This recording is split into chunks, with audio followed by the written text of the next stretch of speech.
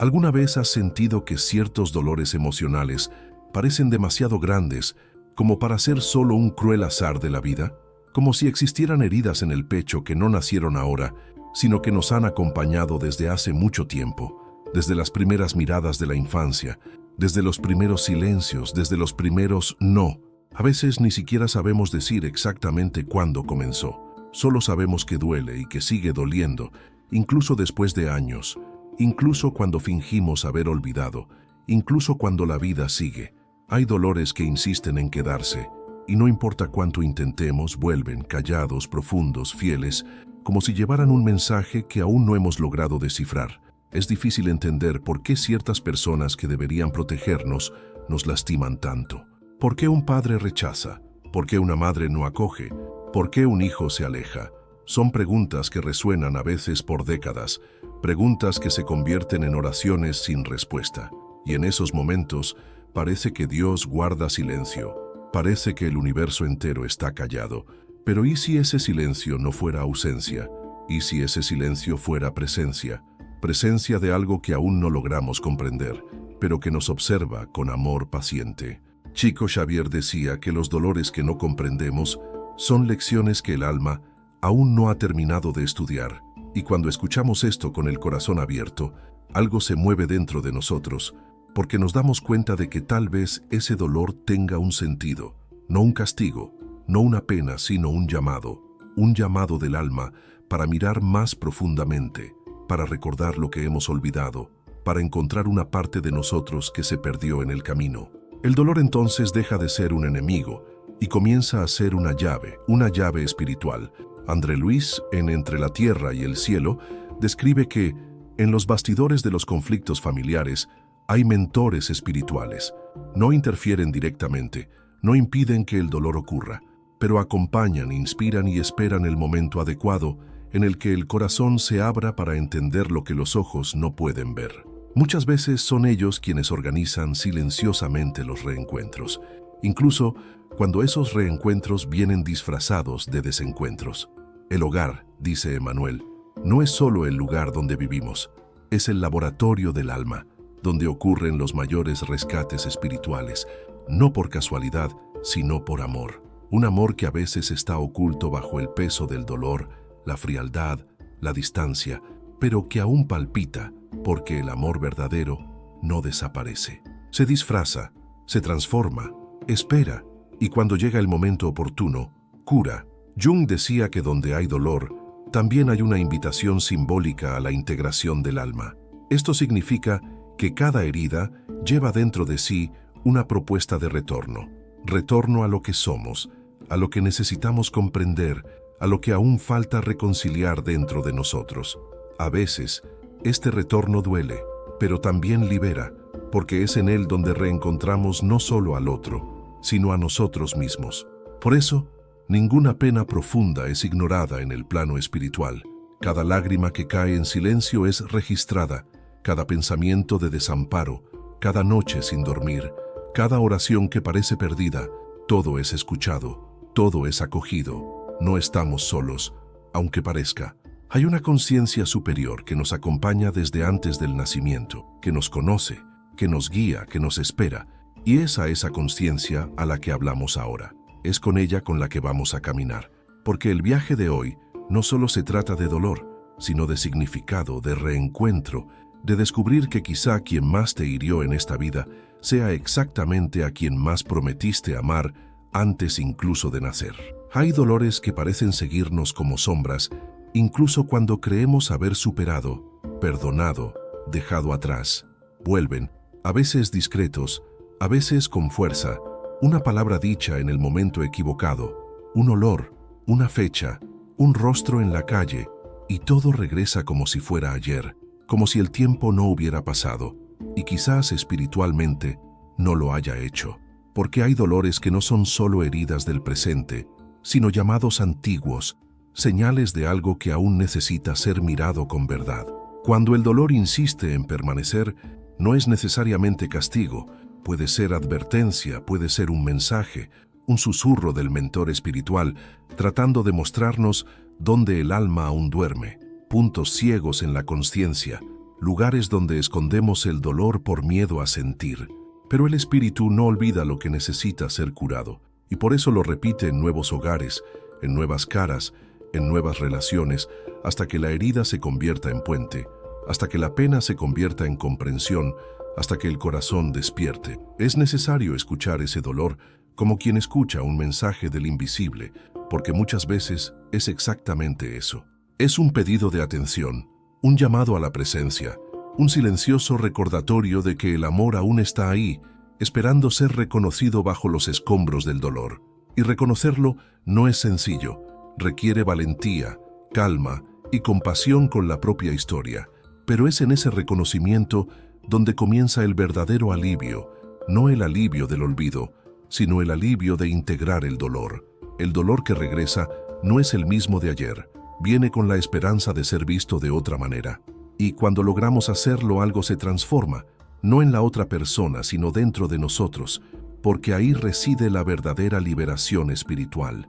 Cuando dejamos de huir del dolor y comenzamos a escucharlo, cuando dejamos de querer borrar el pasado y decidimos iluminarlo con nueva conciencia.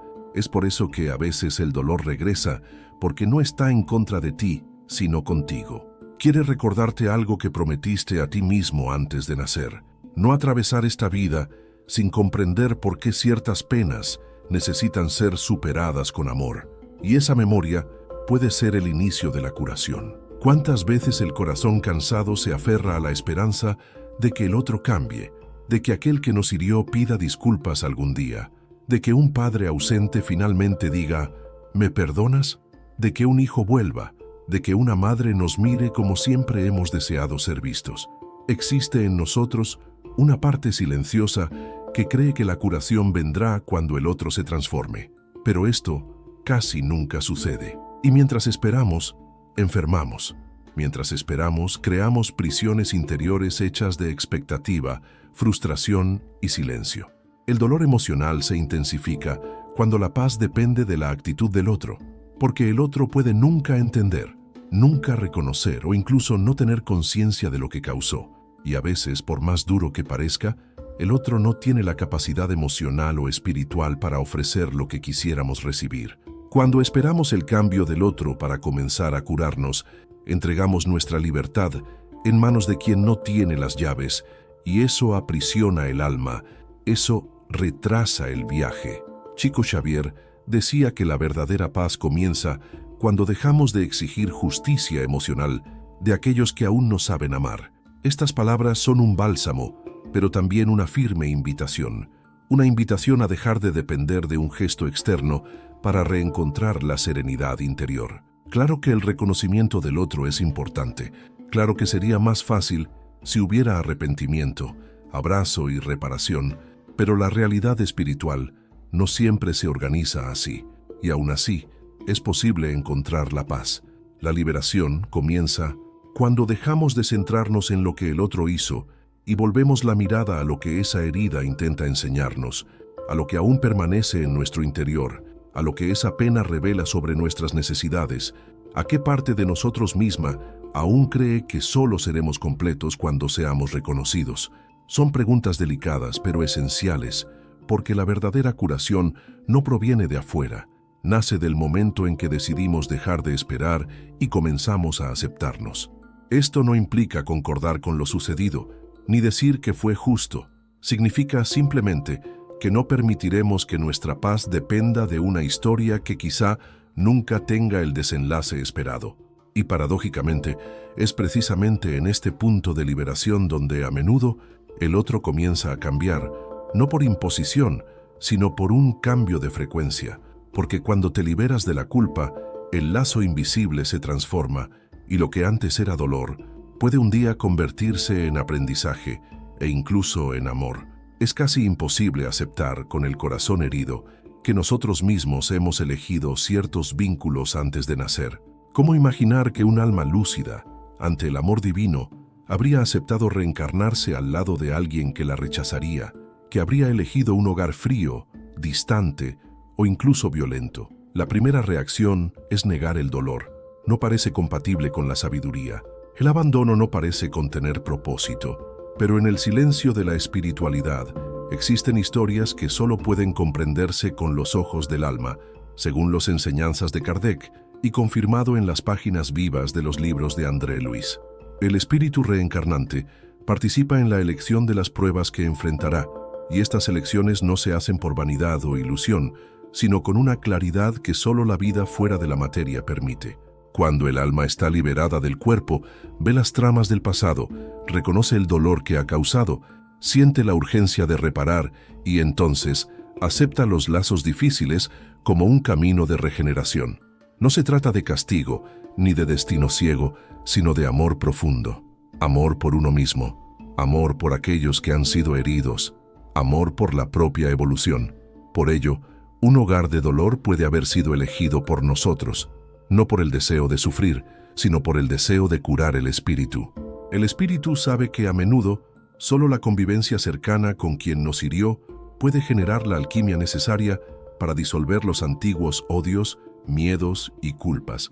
El abandono de un padre, la frialdad de una madre, el desprecio de un hermano, todo ello puede ser la continuación de historias antiguas, historias no resueltas que han atravesado las vidas.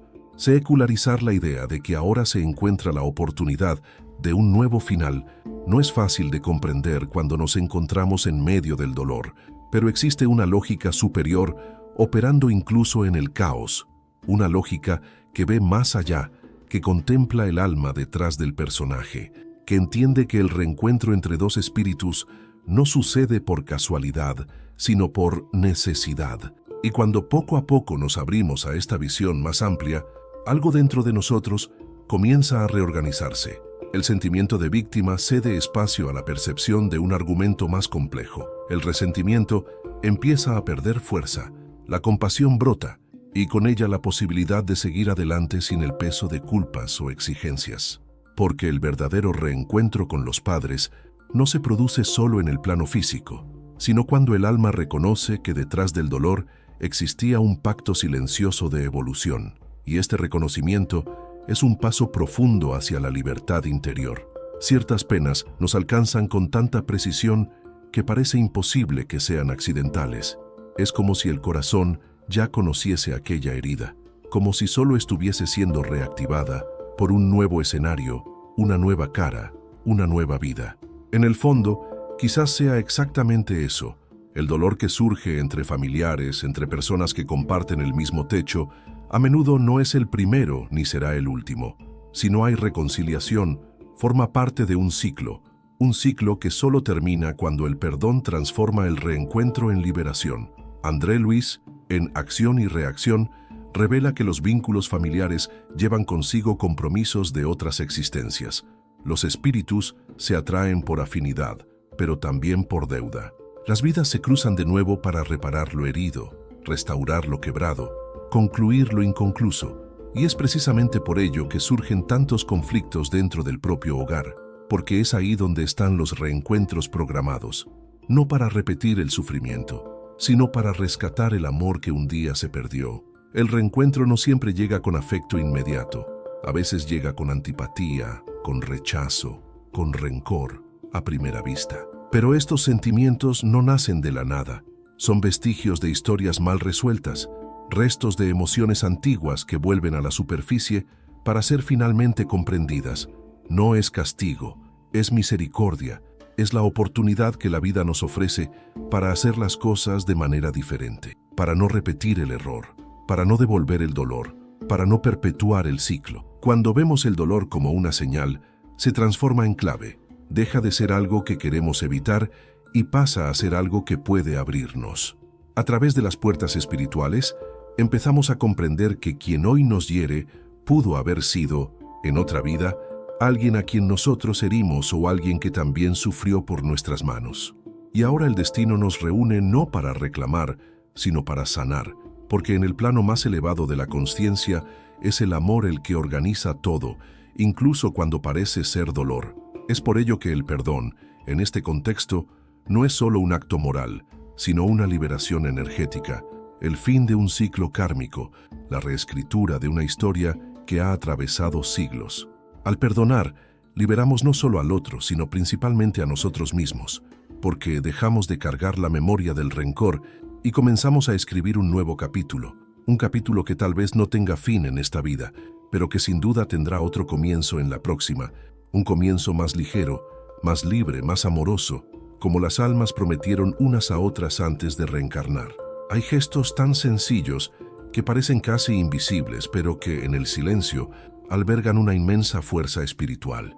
Entre ellos, quizás ninguno sea tan profundo como el Evangelio en el hogar, no como un ritual mecánico, no como un hábito vacío, sino como presencia, como apertura, como un momento en el que las heridas más antiguas de la familia pueden finalmente encontrar un espacio de escucha, de acogida, de luz.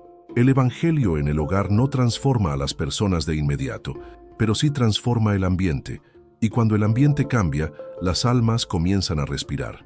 Emmanuel nos enseña que el hogar es un punto de confluencia entre el plano material y el espiritual. Es allí, entre las cuatro paredes donde conviven las penas y las promesas, donde los espíritus se reencuentran. Muchos están encarnados, otros no, pero todos sienten, todos se conectan. Cuando un corazón se recoge en oración dentro del hogar, no está solo. Espíritus amigos se acercan, mentores se posicionan, portales simbólicos se abren y durante algunos minutos la vibración del hogar se eleva. Es como si el cielo se acercara a la tierra a través de una hendidura luminosa de compasión. No es necesario que todos en la casa participen. Basta con un corazón sincero, basta con un alma dispuesta a hacer de ese instante un espacio de reconciliación con la vida, porque el Evangelio en el hogar no actúa solo sobre los cuerpos presentes, sino también sobre los ausentes, sobre los que ya partieron, sobre los que aún no se han abierto. Actúa de forma sutil pero real, disolviendo tensiones invisibles, ablandando pensamientos, inspirando palabras, tocando poco a poco el campo vibratorio de la casa y de las conciencias.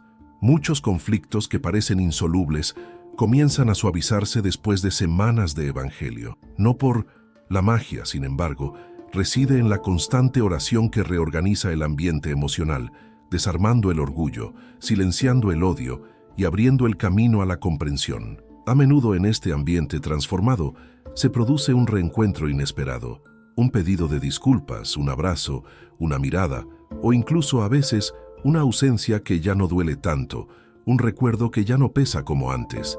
Esto también es reconciliación. El Evangelio en el hogar es más que una práctica espiritual.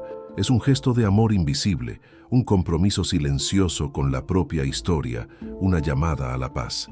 Una paz que no depende del otro, sino que al asentarse en nuestro interior, comienza a irradiar, y quienes nos rodean, encarnados o no, la perciben, porque el amor verdadero trasciende todos los planos, y a menudo comienza en la sala de la casa, con un libro abierto, una vela encendida y un corazón dispuesto a perdonar incluso en silencio, solo, sin saber cómo. Hay personas que, al entrar en el ambiente, despiertan en nosotros molestias antiguas. Hay palabras pronunciadas por ciertos familiares que tocan heridas tan profundas que parecen estar siempre abiertas. Gestos repetidos, críticas, ironías, silencios. Todo esto provoca en nosotros una mezcla de dolor y agotamiento. La convivencia con estos lazos puede parecer insoportable, pero ¿y si tras este sufrimiento existiera una propuesta espiritual superior? ¿Y si esa persona que más nos desafía hoy es en realidad el espejo más revelador de nuestra propia evolución? Los espejos espirituales no son agradables, no reflejan solo lo que nos gusta, sino que revelan aquello que aún necesitamos integrar, lo que aún ocultamos de nosotros mismos, lo que aún no conseguimos amar. Emmanuel nos invita a mirar estos vínculos difíciles con otros ojos. Nos recuerda que donde hay dolor, también hay una deuda oculta que se está saldando, y eso lo cambia todo. De repente, el otro deja de ser solo un agresor y se convierte en un colaborador silencioso de nuestro proceso de curación. Esta perspectiva no mitiga el dolor, pero le da un nuevo sentido. Cuando aceptamos que el dolor puede ser parte de un plan más profundo, nuestra mirada se transforma. El sufrimiento deja de ser solo injusticia y se convierte en oportunidad. Una oportunidad para ver los puntos en los que aún somos reactivos, donde todavía nos sentimos pequeños, donde aún cargamos rencores antiguos, porque el otro, con su forma áspera, Solo toca heridas que ya existían, heridas que, sin ese toque, quizás nunca hubiesen sido vistas. Hay lecciones que solo aprendemos de aquellos que nos desafían. Salirse de la rutina nos obliga a mirar hacia adentro, nos obliga a desarrollar paciencia, compasión y límites saludables.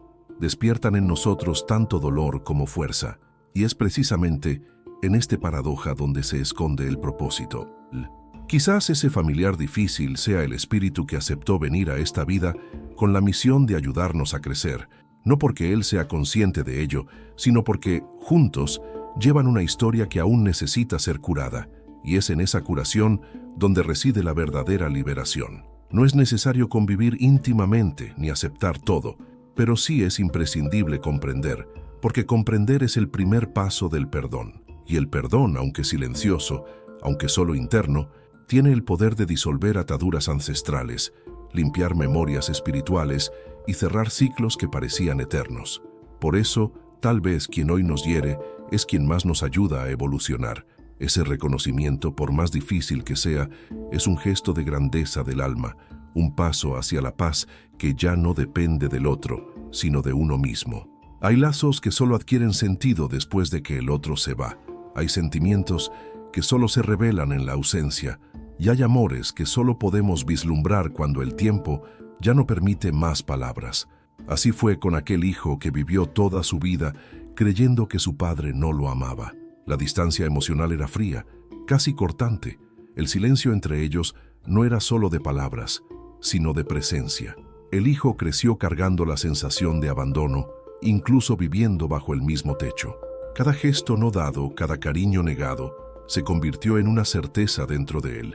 Mi padre nunca me quiso. Durante años, ese dolor creció como una raíz oculta, convirtiéndose en quien era. Incluso después de que el padre desencarnara, la amargura permaneció. No lloró en el velatorio, no sintió falta, sintió alivio, pero su corazón no estaba en paz. Algo aún pesaba, como si una parte de la historia estuviera mal contada. Fue entonces cuando, años después, recibió una psicografía de Chico Xavier, una carta del padre, y todo lo que creía saber se derrumbó.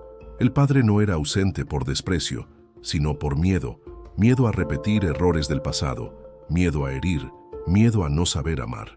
En la carta, el padre revelaba que en una vida anterior, el hijo había sido su víctima y que ahora, arrepentido, había aceptado reencarnar como su padre, no para castigar, sino para proteger. Pero al enfrentarse al amor antiguo, ahora en otro cuerpo, no supo cómo reaccionar. Retrocedió, cayó, se escondió tras la frialdad, no por falta de amor, sino por un exceso de culpa.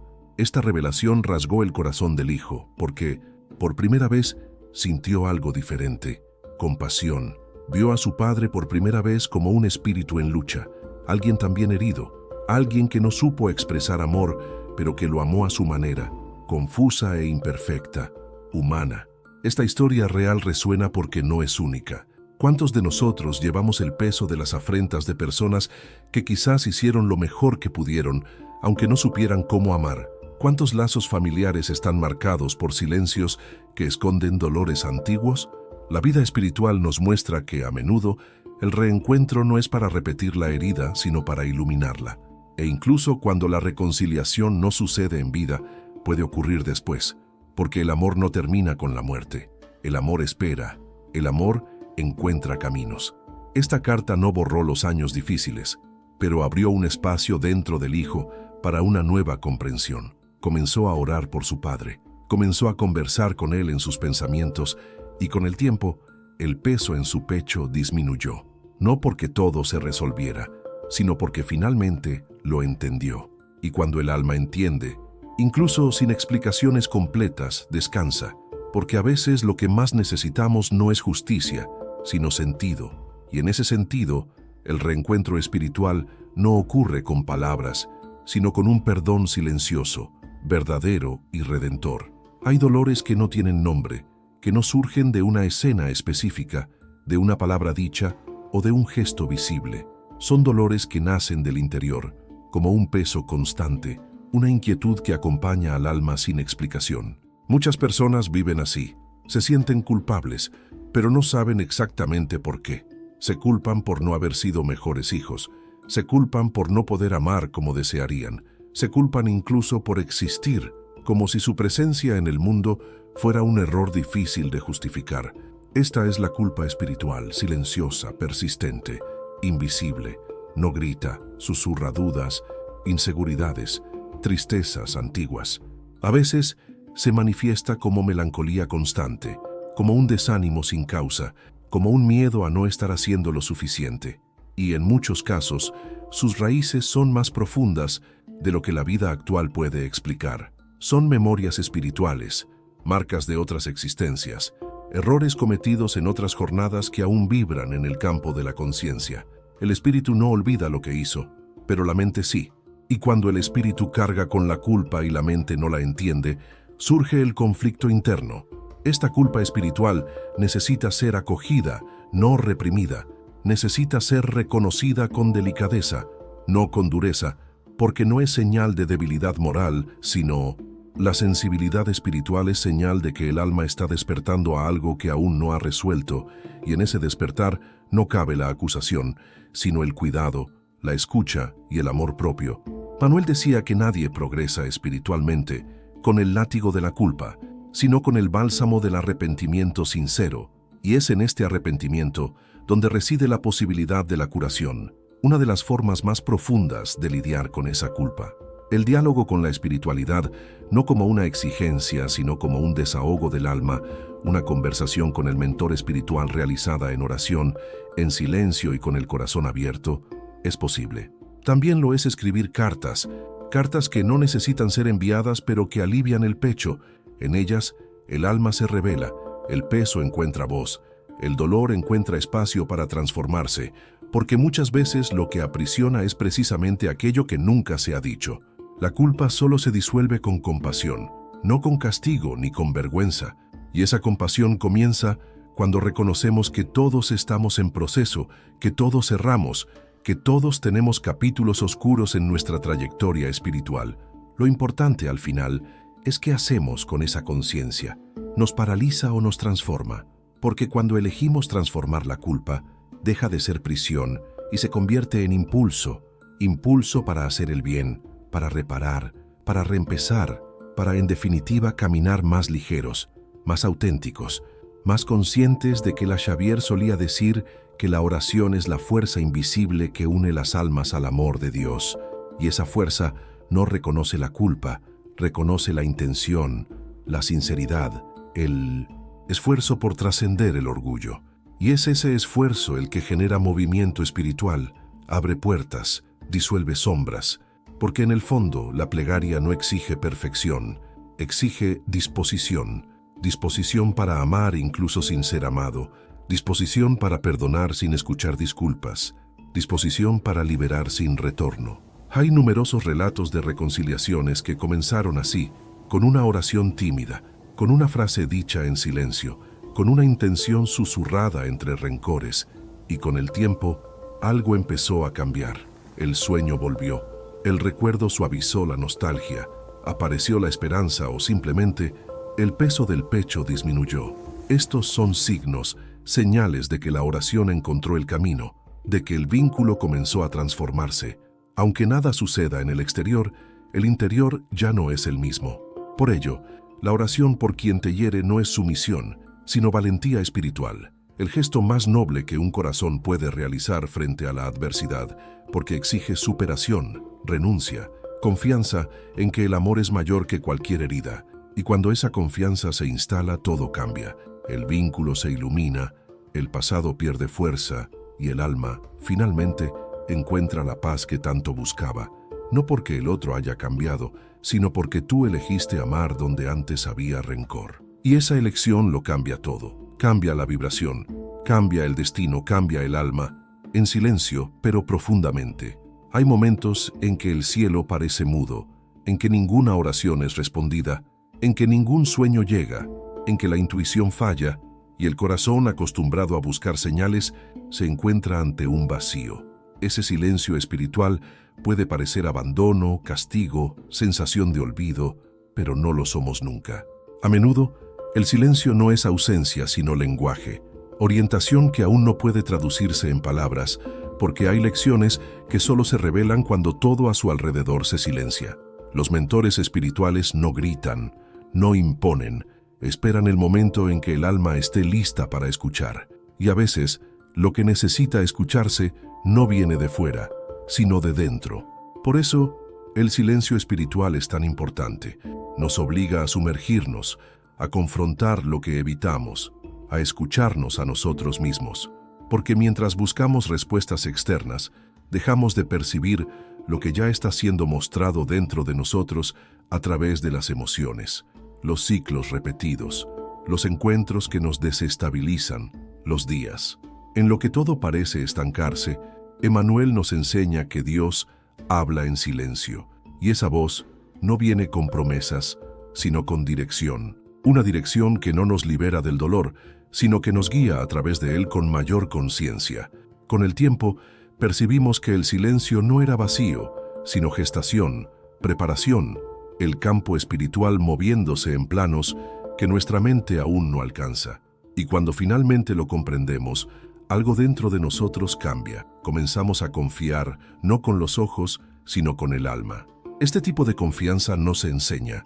Nace cuando el dolor ya no encuentra resistencia, cuando la duda ya no encuentra desesperación, cuando el silencio ya no provoca miedo, sino acogida, porque comprendemos que lo espiritual no necesita hablar constantemente.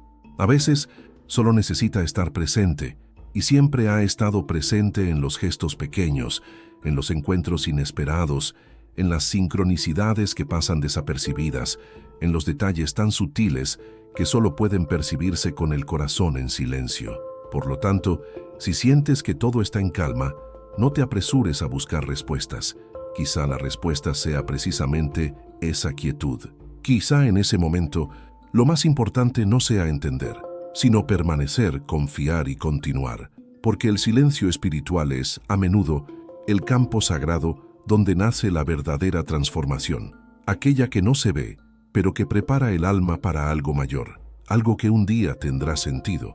Y cuando lo tenga comprenderás que el silencio también era amor, un amor que te esperaba para revelarse por completo. El silencio de los mentores no es abandono, sino respeto al tiempo del alma, respeto a la delicadeza de cada paso, porque hay dolores que no se curan con palabras, hay heridas que solo se transforman con el madurar del espíritu. Y mientras esperamos señales grandiosas, quizá la mayor señal esté precisamente en la espera, en el tiempo que parece vacío, en la pausa que parece inútil, pero que espiritualmente está llena de trabajo invisible, llena de luz preparándose para descender con mansedumbre. Chico Xavier decía que el amor en silencio es oración en movimiento, y ese amor no exige reciprocidad, no necesita reconocimiento, actúa incluso cuando no es percibido, sostiene incluso cuando no es nombrado.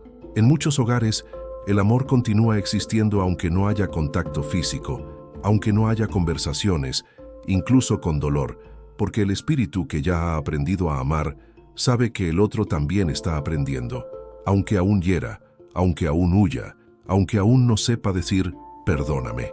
Emmanuel nos recuerda con firmeza y ternura que nadie está en la familia por más quebrada que parezca, independientemente de los silencios, ausencias y distancias emocionales que hayan marcado la convivencia, cada vínculo difícil alberga una llave que abre puertas en la conciencia, puertas a memorias antiguas, puertas a curas que llevan siglos esperando, puertas a nuevos comienzos que solo son posibles cuando aceptamos que el dolor tiene un significado profundo, aun si el otro no cambia, aun si el reencuentro no se produce, aun si la petición de perdón no llega.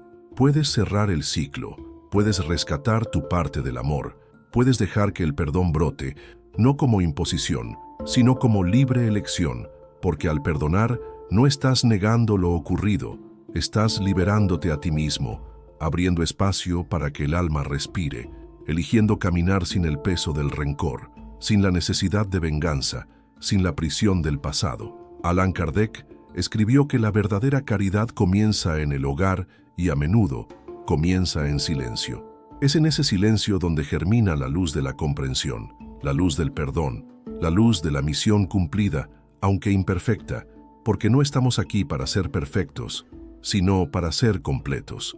Y ser completo es aceptar el propio dolor como parte del camino, permitir que nos transforme, permitir que a través de él Dios plante las semillas de la luz que aún floreceremos, una luz que nace del dolor permitido, de la lágrima sincera, de la oración silenciosa y del amor, aunque cansado, que elige continuar.